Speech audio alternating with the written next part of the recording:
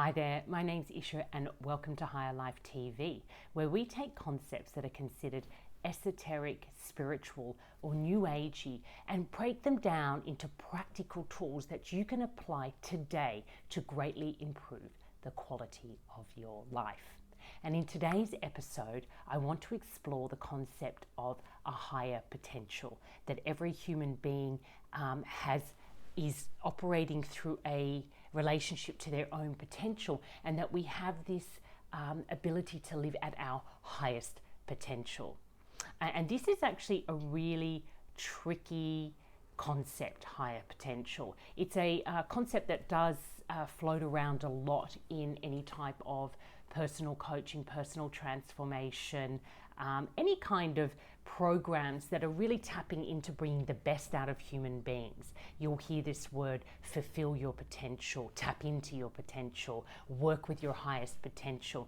And even when I'm saying that, I can almost envision how people perceive that. It's something, inside of you that you need to bring out into the world. You need to create, you need to manifest. These are all words that also get thrown around, that you have some brilliance or genius in you, and actually when you bring it out into the world and create something tangible from it, other people will recognize this genius as well, and you will finally experience this sense of fulfillment. You've fulfilled your purpose here in life. You've created what it is that you were here to create. You've had the impact that you were supposed to have. People are recognizing it. You're influential. I think you can get the idea of where I'm going with this. Higher potential, or working with your potential, it's often seen as something that you're going to do in your life.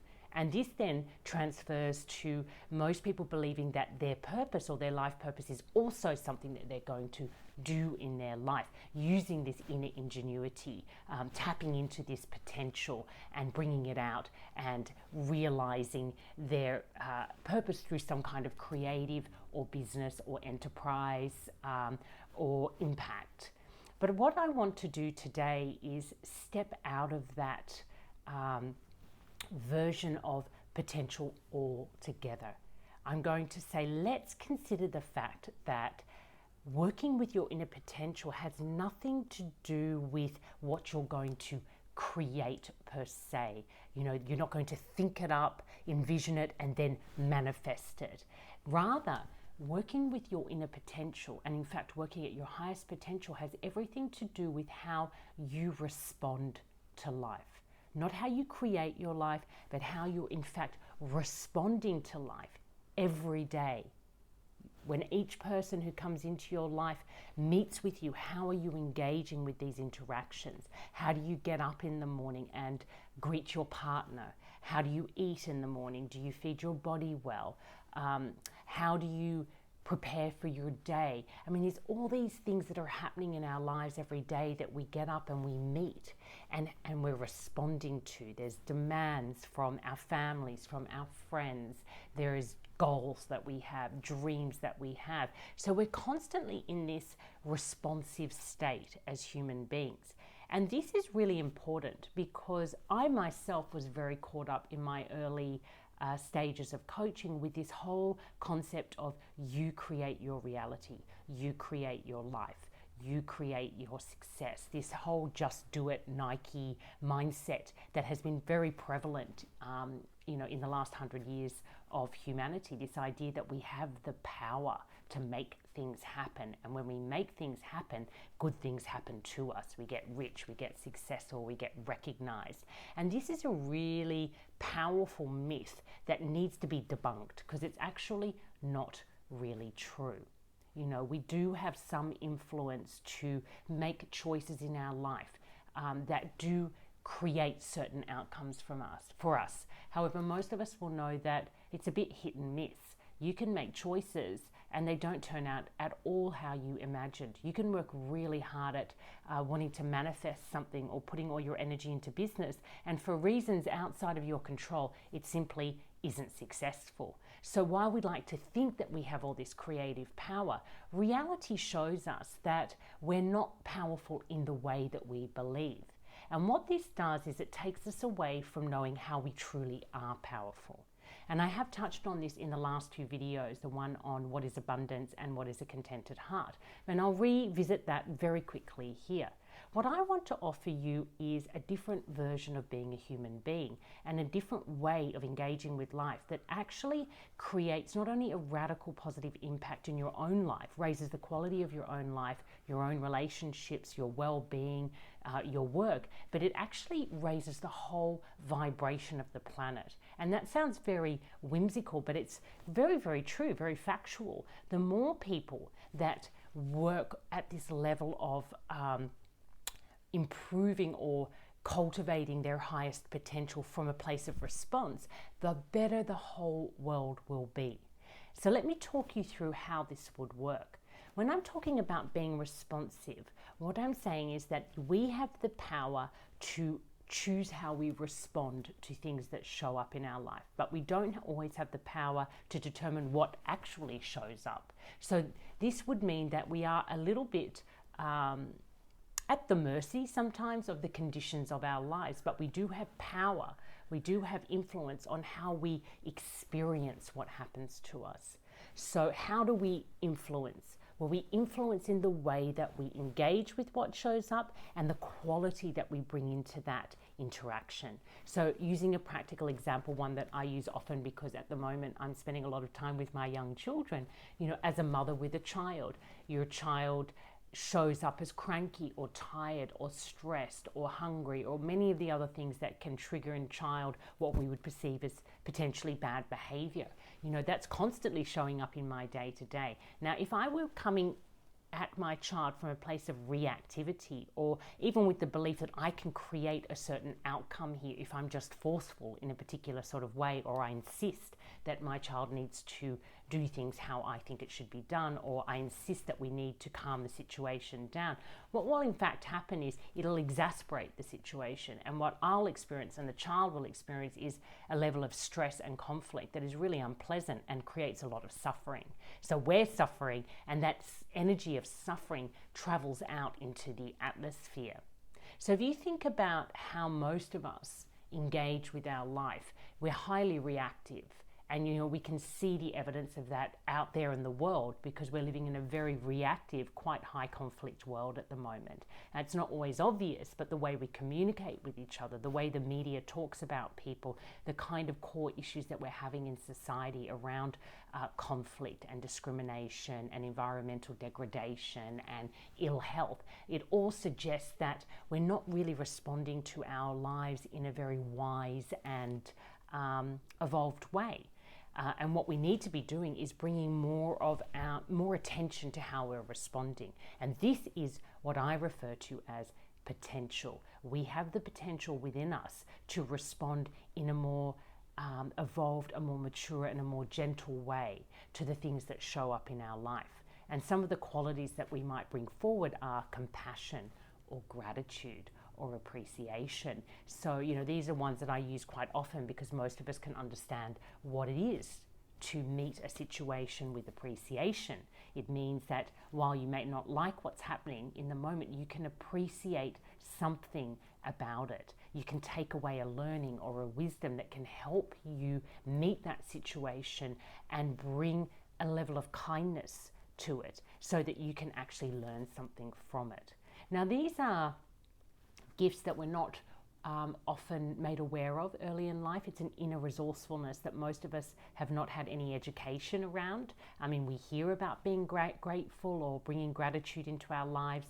We talk about appreciation, appreciating a beautiful painting or flowers.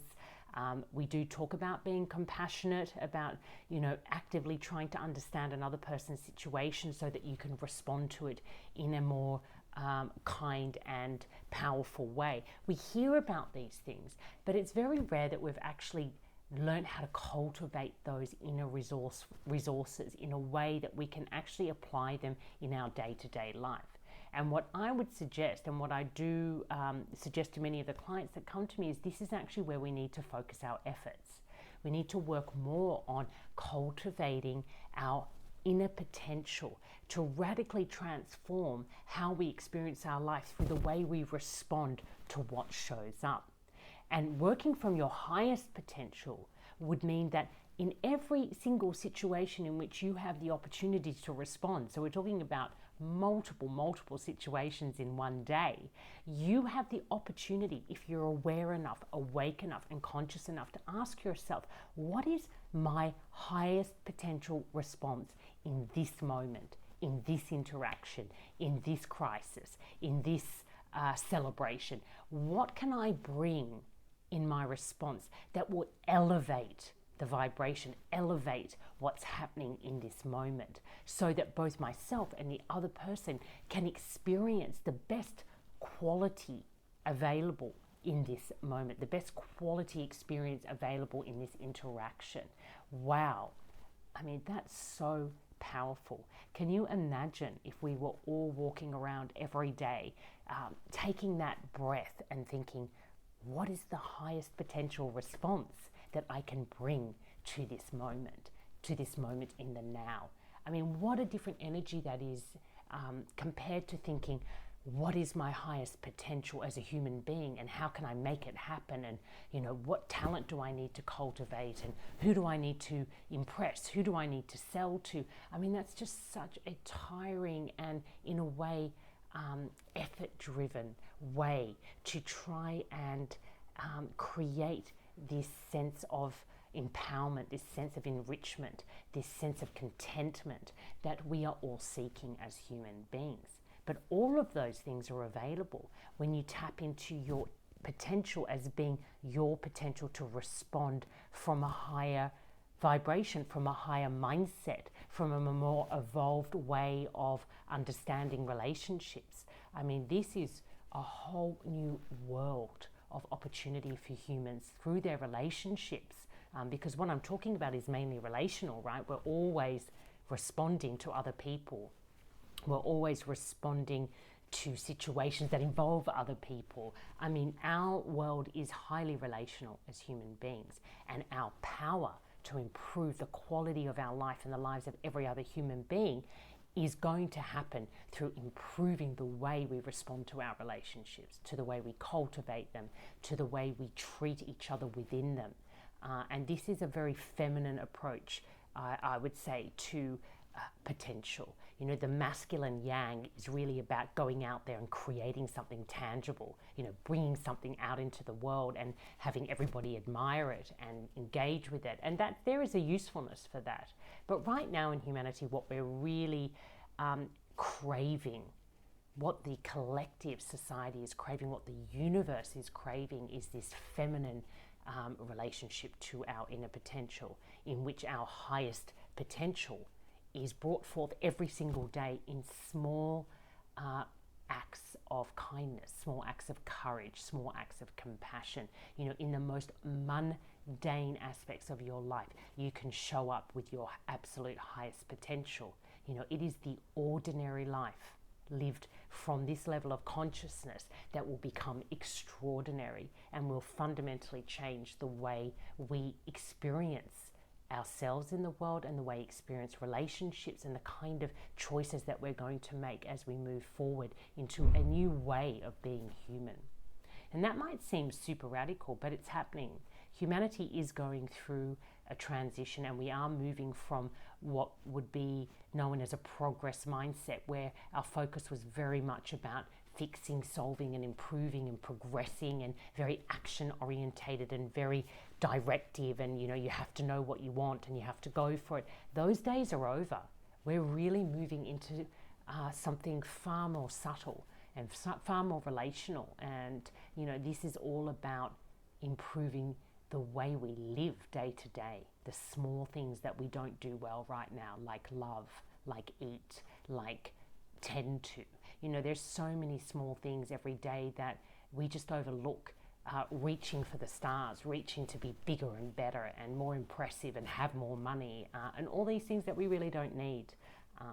So I really hope that this little teaching, as you know, I don't really think through how I'm going to share these insights. I just know that this is a topic that has shown up in the last 2 videos, and I like to just dive a bit deeper and explore it, and hope that in this exploration you get to take away something that you can apply in your life today that will actually improve the quality of it and help you feel just far more contented being here as a human being and enjoying the life that you have right now, knowing that the life that you have now is perfect and you have the power to do great things through the small acts every single day.